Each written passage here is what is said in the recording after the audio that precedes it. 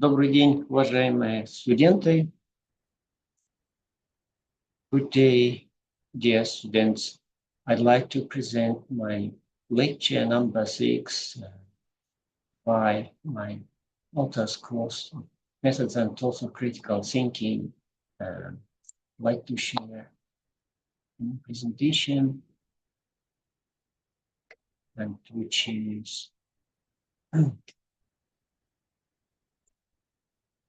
which is devoted to the problem of objectivity. Today, we're going to talk about the problem of objectivity.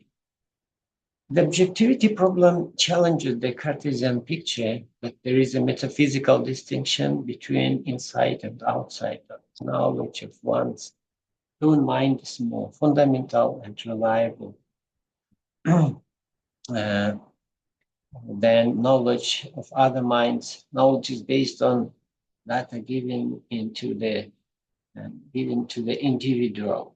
Проблема объективности бросает вызов картезианской картине мира, согласно которой существует метафизическое различие между внутренним и внешним. Знание собственного разума более фундаментально и надежно, чем знание других умов, знание основано на данных индивидуума. It means the problem of objectivity connected with creativity art, for example, with the problem of creativity in art. For example, while we are defining some objectivity as reality and the inherent external things, you have to divide and make a division decision for this reason.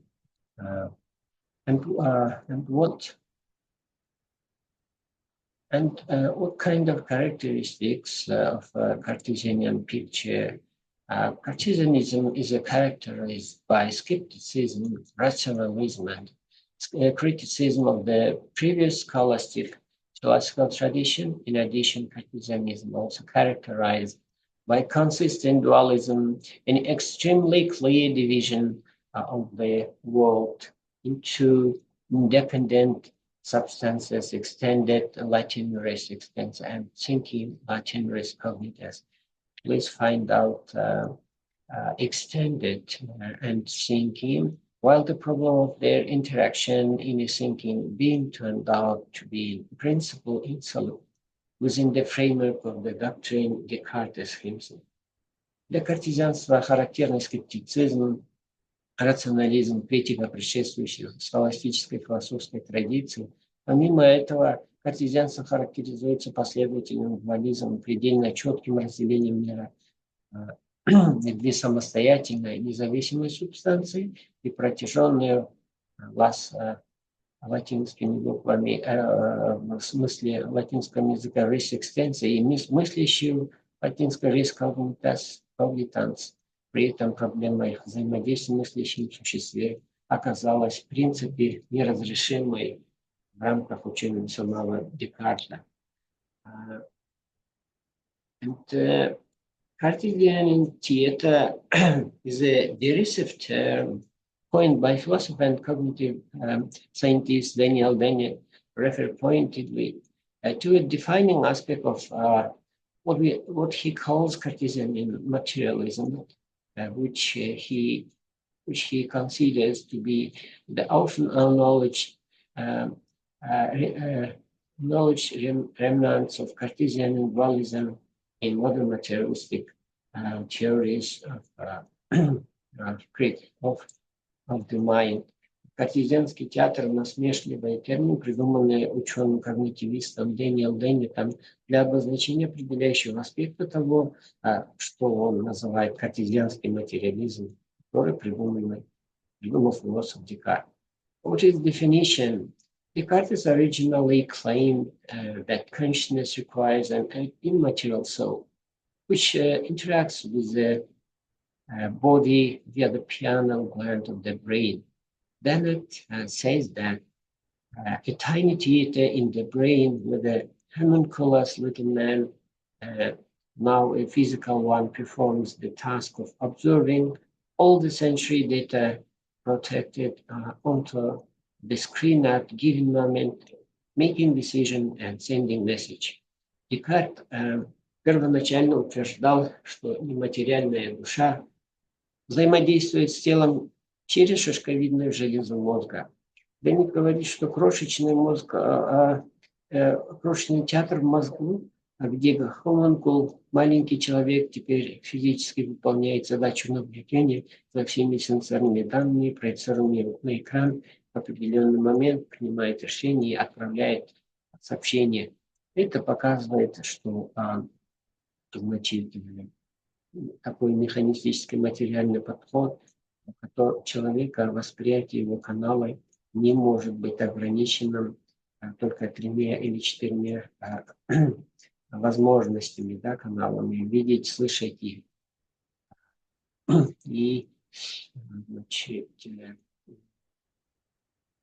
вот то, что вот глаз видеть, глаз, нос нюхать и ухо слышать. Тут получается тут только 3 таких канала, а на самом деле здесь вот ограниченность, она попадает под критику. Невозможно, вот тем более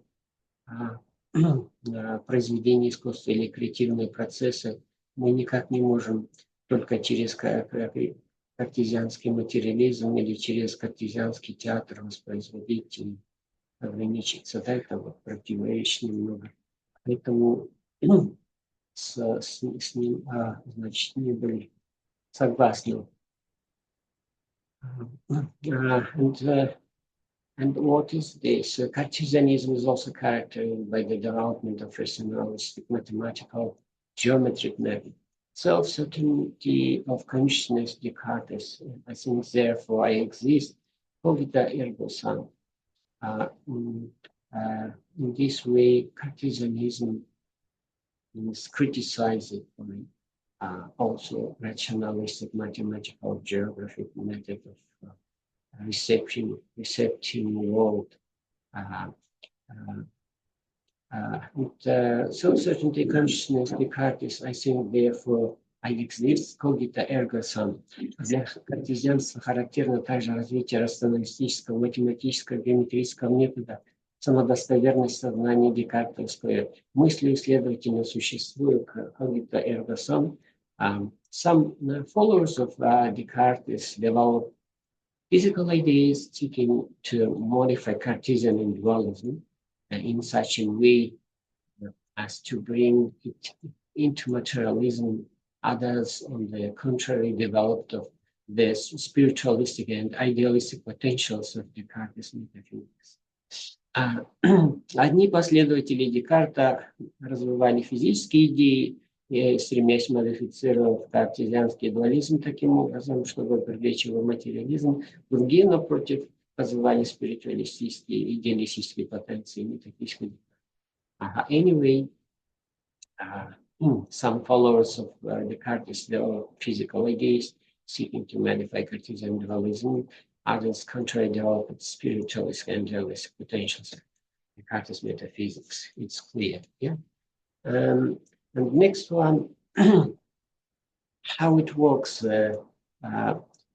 subjectivity and subjective and objective interacted with the internal and the external way and the concept of error. The problem of objectivity, reason, and the acquisition of knowledge based on the movement from the subjective to the objective proposes to completely consider this picture, replacing the internal and the external structure with an epistemological extension structure with practical abilities and the concept of error. The error of a person making a mistake on his own and its center.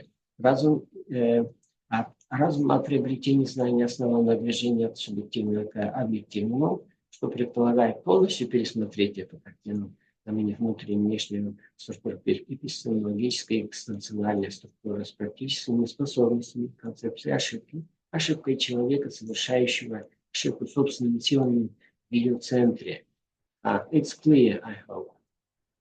The problem of objectivity, the notions of objective reality and truth, and thus the ability to evoke skeptical doubt in the Cartesian style assumptions solved itself. Понятие объективной реальности и истина, и тем самым и способности вызывать скептические сомнения в картезианском стиле являются предположением самой мысли. The problem objectivity by Cartesian style are assumption of solidity. Yeah, it's clear. And here some maybe stages of understanding the problem of objectivity. First is consciousness and delusion of misplaced objectivity. Сознание заблуждения неуместной объективности. Objective study of the objective qualities of consciousness. Объективное изучение объективных коррелятов сознания. Behavioral correlatives, поведенческие корреляты. Functional correlatives, функциональные корреляты, neural correlatives, нейронные корреляты. The fallacy of misplaced objectivity, ошибка неуместной объективности. Consciousness is what consciousness does. Replacing phenomenology with the function. Сознание – это то, что делает сознание, а замена феноменологии функции. The problem objectivity also continues some stage connected science or magic, expelling experience, not taking it into account. Наука или магия это. Выгоняя опыт, не принимая его во внимание. Выгоняя experience, not taking into account. Okay? And an objective study of the subjective properties of experience. Объективное изучение субъективных свойств. Essential properties of every experience, accounting for the presence and absence of the consciousness. Существенные свойства каждого опыта, учет присутствия и отсутствия сознания. Accounting for the presence and absence of consciousness, it is the essential properties of every experience. How about the objective study of objective correlatives of consciousness with some definitions, verification of terms and meanings. Objective correlatives, behavioral, functional, and neural provide essential tools for the scientific study for consciousness, but reliance of these correlatives should not lead to the fallacy of misplaced objectivity, the assumption that only objective properties should and can be accounted for objectively through science. Теперь сознание и ошибочность неуместной объективности, объективные корреляты, поведенческие, функциональные нейронные, они все представляют важные инструменты для научного изучения сознания, но опора на эти корреляты не должна приводить к ошибке неуместной объективности. Предположение, что только объективные свойства должны и могут быть объективно объяснены с помощью the assumption not only objective properties should and can be counted for objectively through science. Highlights to explain consciousness scientifically. Studying its behavioral, functional, neural correlatives will not surface. Although explanations of consciousness must be objective, they seem to be explained is its subjective structure. To explain consciousness, we should account for its phenomenal structure in physical causal terms. Phenomenal space, the feelings of extendedness provide us an initial opportunity to develop such an account. An overall good explanation of consciousness must draw on introspection and reason along with empirical correlators. Основные моменты это для научного объяснения сознания недостаточно изучения его поведенческих функциональных нейронных координатов. Хотя объяснение сознания должно быть объективным, необходимо объяснить его субъективную структуру. Чтобы объяснить сознание, мы должны объяснить его феноменальную структуру физических причинных терминов. Феноменальное пространство ощущений протяженности дает первоначальную возможность разработать такую концепцию. В целом, хорошее объяснение сознания должно основываться на самоанализе и рассуждениях, а также на эмпирических корреляциях. It's clear, I hope. Now, about the objective study of object correlates of consciousness. It's interesting thing because since the 19th century, researchers interested in the mind have tried the employ methods and tools that would ensure objectivity, varying primarily in that way considered as the proper standards of science. For example, Fechner, in the early psychologists and the physical psychologists considered laws as the paradigm of scientific objectivity and sought to establish laws connecting the mental and the physical. Born Fechner, and in the 20th century, the emphasis shifted to characterizing behaviors, understanding cognitive functions irrespective of their implementation, or identifying the precious neural correlates of consciousness and its contents. Объективные исследования объективных коррелятов сознания. Начиная с XIX века исследователи, интересующиеся разумом, пытались использовать методы и инструменты как обеспечивающие объективность, различаясь в первую очередь тем, что они считали надлежащими научными стандартами. Например, Фехнер, ранние психофизики и психологи рассматривали законы как парадигму научной объективности и стремились установить законы, связывающие психическое и физическое. Вот Фехнер, Федерини, другие. В 20 веке акцент сместился на характеристику поведения, понимание когнитивных функций, независимо от их реализации или определения точных нейронных коррелятов сознания и его содержания. Now, behavioral correlates. Behavioral correlates. John Watson, the figurehead of behaviorism, admitted the existence of consciousness, but claimed that it had never been seen, touched, smelled, tasted, or moved. What's meant to move? A true scientific psychology should only consider observable stimuli and responses, which could be characterized objectively, treating everything in between as a black box, the way things feel, thought Watson, lay outside the scope of objective. Поведенческие корреляты Джон Ватсон, лидер бихевиоризма, признавал существование сознания, но он утверждал, что его никогда не видели, не трогали, не нюхали, не пробовали на вкус и не двигали. Так говорили Ватсон и Дугал. По-настоящему научная психология должна учитывать только наблюдаемые стимулы и реакции, которые можно охарактеризовать объективно, рассматривая все, что находится между ними, как черный ящик. То, как обстоят дела, думал Ватсон, выходит за рамки научного объективного объяснения. And about the functional correlators, starting in the 1950s, researchers in computer science, psychology, and linguistics realized that treating the mind and consciousness as a black box was hopelessly inadequate, inadequate.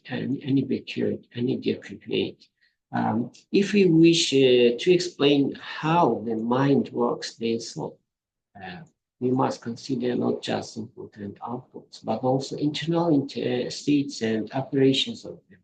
Science had to open the black box and replace it with multiple interacting boxes corresponding to various cognitive functions.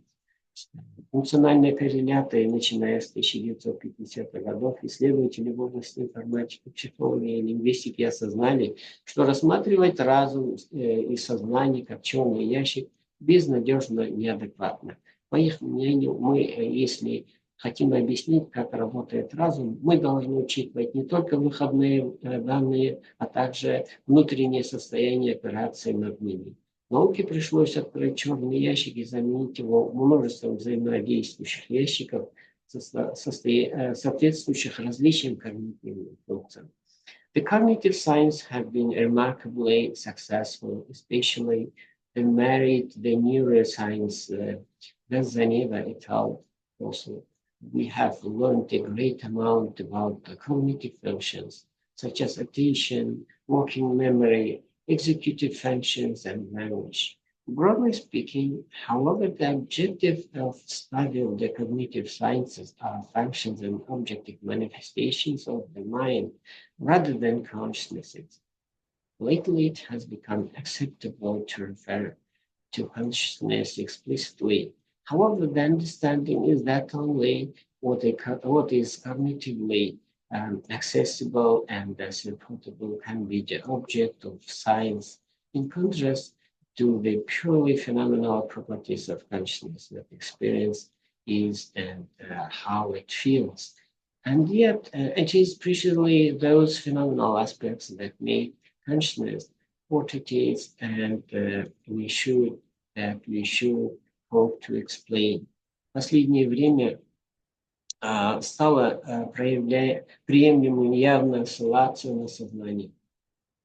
Однако понимание состоит в том, что объектом науки может быть только то, что когнитивно доступно и, следовательно, поддается описанию. В отличие от чисто феноменальных свойств сознания, что такое опыт и как он ощущается. И все же именно те феноменальные аспекты, которые делают сознание тем, чем она является и которому мы должны надеяться объяснить.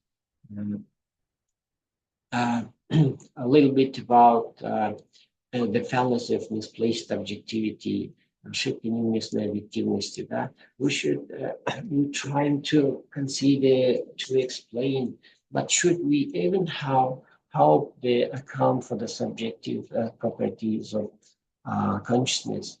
Following the Galilean tradition, many believe that all we should do and can hope to do scientifically is to objectively study the objective correlates of their presence and contents of experience, as accessed through cognitive functions such as attention and working memory.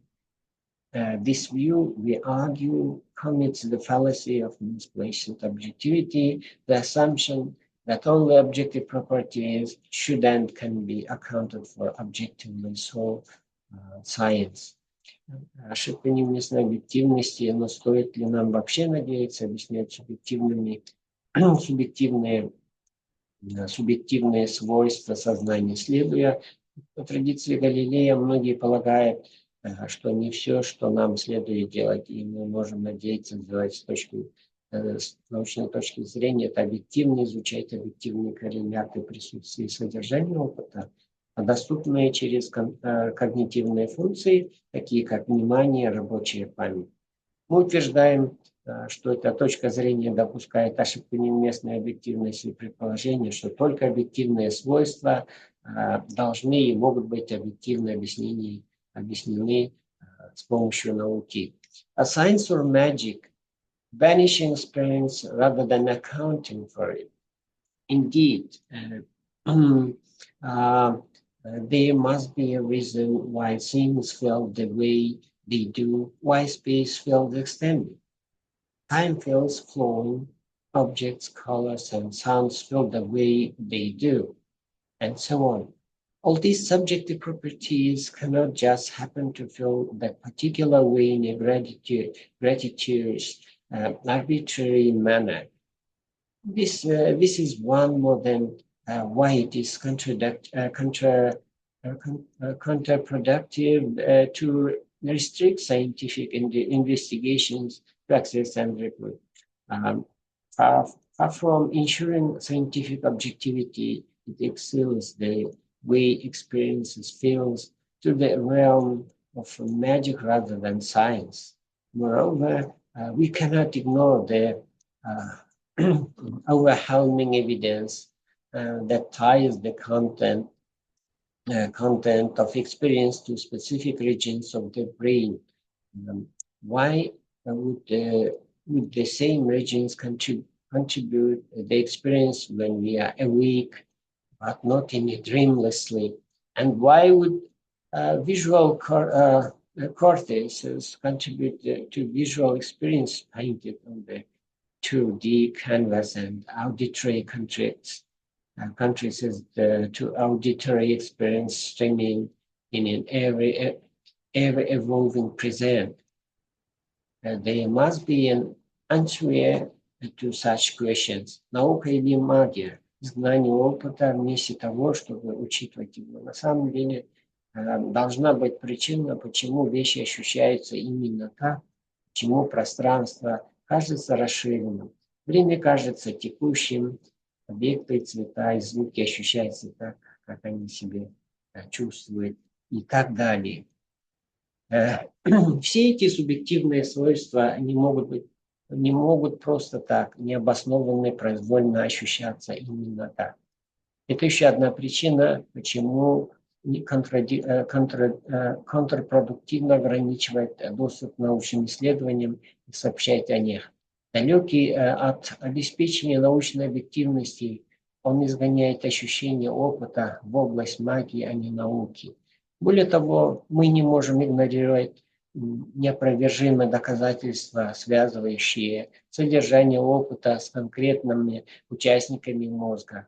Почему одни и те же области способствуют переживанию, когда мы бодрствуем, а не во сне без сновидений?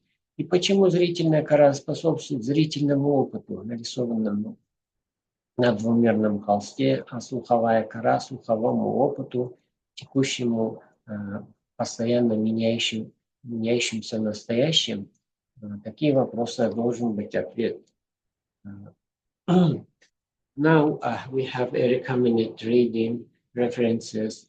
Davidson's The Problem of Objectivity. This is the main recommended reading. Donald Davidson's first published in May 29, 1996, substantive revision, 3 April. Watson's Dominant, The Battle of Behaviorism and Explosions and Explosion. Whitehead, Process of and Reality in Insane Cosmology, Bold Principle in Psychology, Psychological Psychology, Elements of Psychologies, Horikawa, Tamaki, Miyawaki, and Ito, Neural Decoding of Visual Imagery During Sleep Science. Francesca Andy, Jeremiah Henry, Matthew Russell, Consciousness and the Fallacy of Misplaced Objectivity. Finally, on task number 6, Davidson, The Problem of Objectivity, and will describe the problem of objectivity in the Cartesian picture. How does the Cartesian theater look like? What is the importance of knowing the problem of objectivity applicable to your research? What can change or affect knowledge about the delusion of inappropriate objectivity, objective behavioral, functional, neural correlatives of consciousness in your research work? Give an example from the study of internal experience. Process it with the section on the degree of study of the problem.